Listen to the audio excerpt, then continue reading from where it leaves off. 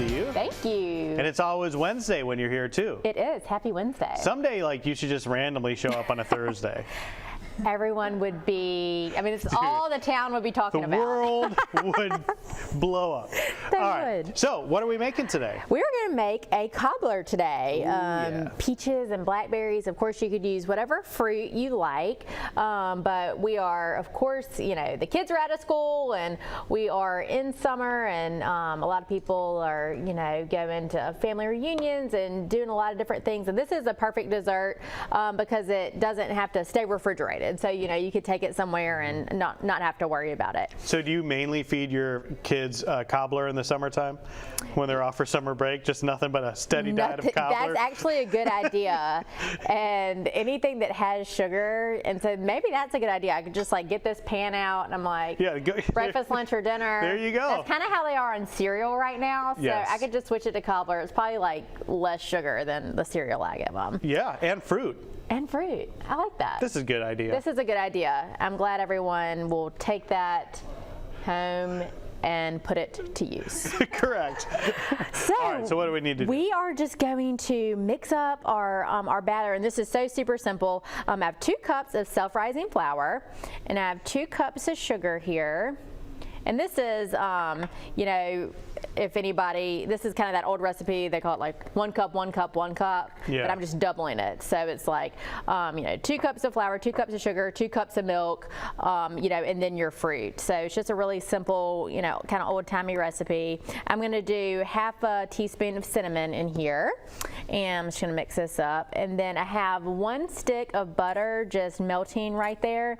And then I'm going to mix in 2 cups of milk. You've got all the good stuff mixing together there. I love me some cinnamon, a lot of butter in this recipe, yes. Sugar, flour, all that good stuff is going to come together. Yeah. Like you mentioned, a lot of people are having get-togethers too and stuff during the summer, so this is the perfect recipe to set aside for a summer treat. Yes, it is so simple to come together, and you can make it ahead and use whatever fruit you have on hand, and just really a crowd pleaser. All right, sounds good. We're going to let you continue working on that. When we come back, we will continue working on our cobbler with Lucy from Greer's. And welcome back. We are with Lucy today making something sweet in the kitchen. We are making cobbler today.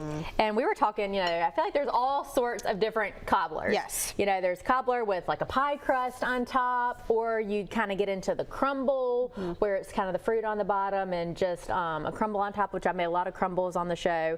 And this one's kind of more of a cakey cobbler. Ooh. I know. And this is that old-timey recipe that's so simple to make. We started here with 2 cups of self-rising flour, and we added 2 cups of sugar, and I'm just whisking in 2 cups of milk, and we also added half a teaspoon of cinnamon in there. So now we are just going to add our last ingredient, which is 1 stick of butter that I just melted here.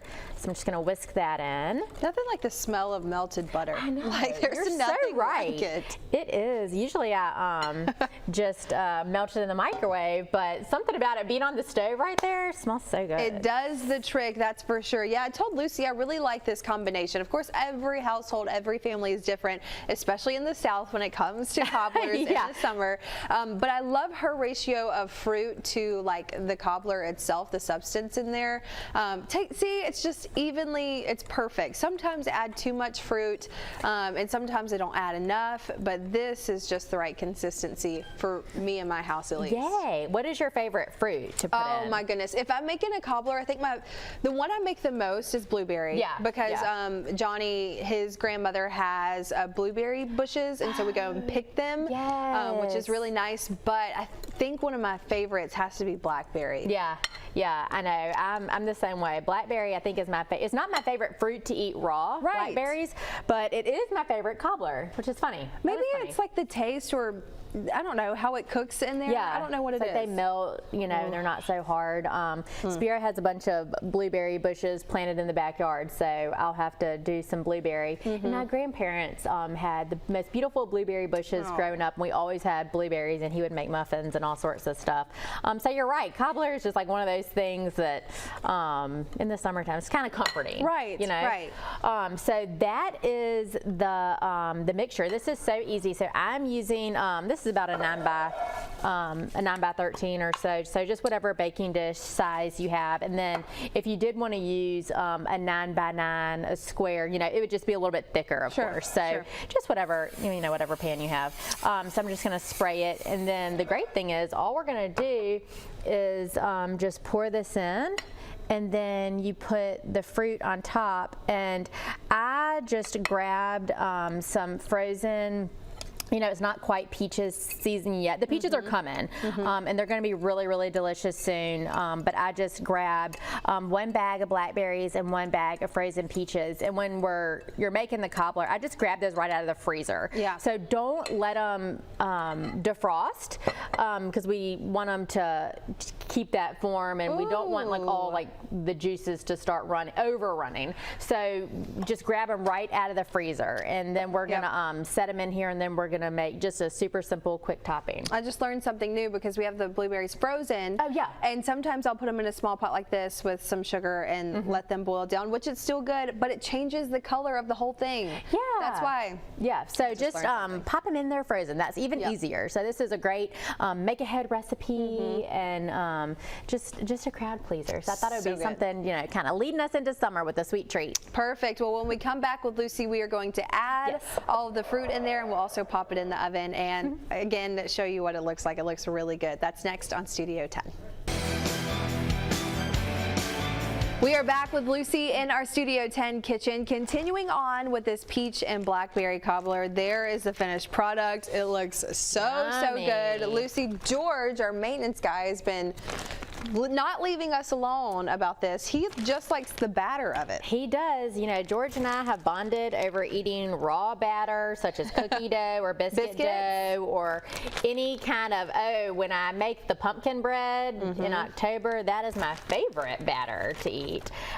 So George always keeps us laughing and on our toes around here. He licked the bowl clean a second ago, and he cleaned it too, so that's nice. So that was very nice. That's nice. We were just making this easy. The batter was so easy. Yeah. It was just our self-rising flour and sugar. We put some milk in there and just a little bit of cinnamon. And we poured it down in our baking dish. And now we're just adding whatever fruit you like. But I'm using peaches and blackberries today. And I'm just going to, like you see, I'm just setting them here on top. And, you know, you can use fresh or frozen fruit, of course. I just grabbed these today because I wanted something simple, and the peaches aren't quite ready, and I really wanted that peach flavor. And I was talking about doing them frozen. Yes. So these are still frozen, so I just popped them out of the freezer, and blueberries would be really good. The colors go very well together too. They do. I thought it would be a yummy combination. And the last thing that we're going to do you like it? Do you like?